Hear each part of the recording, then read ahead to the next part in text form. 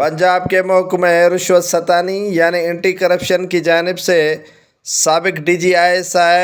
Retired general فیض حمید کے بھائی تحصیلدار Najaf حمید کو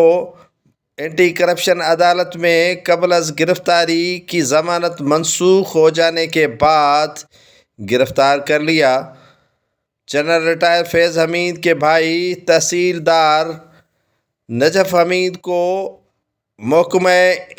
اینٹی کرپشن کی جانب سے کرپشن کے الزام میں گرفتار کر لیا ہے۔ ان پر کئی الزامات لگائے گئے ہیں جس کے ذریعے انہیں عدالت کے باہر محکمہ اینٹی کرپشن پنجاب کی جانب سے گرفتار کر کے لے جایا گیا ہے۔ ناظرین، پہلی مرتبہ ایک ریٹائرڈ جنرل کے بھائی کو رشوت ستانی یعنی اینٹی کرپشن محکمہ پنجاب کی جانب سے گرفتار کر لیا گیا ہے۔ نجف حمید، جس پر اربوں روپے کی کرپشن اور سرکاری اراضی کو فروخت کیے جانے کے الزامات لگائے گئے ہیں، جس کے ذریعے انہوں نے اربوں روپے کی ملکیت بنا ڈالی ہے، جس پر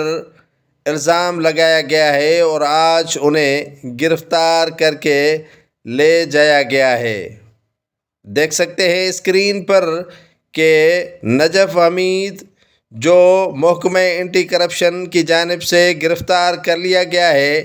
اینٹی کرپشن عدالت راولپنڈی کے باہر سے، پہلے انہیں فرار کرانے کی کوشش وکلاء کی جانب سے کی گئی، لیکن پولیس کی اتنی بھاری نفری موجود تھی کہ انہیں فرار ہونے کا موقع ہی فراہم نہیں کیا گیا۔ یہ شخص جو جنرل ریٹائر فیض حمید کے بھائی ہیں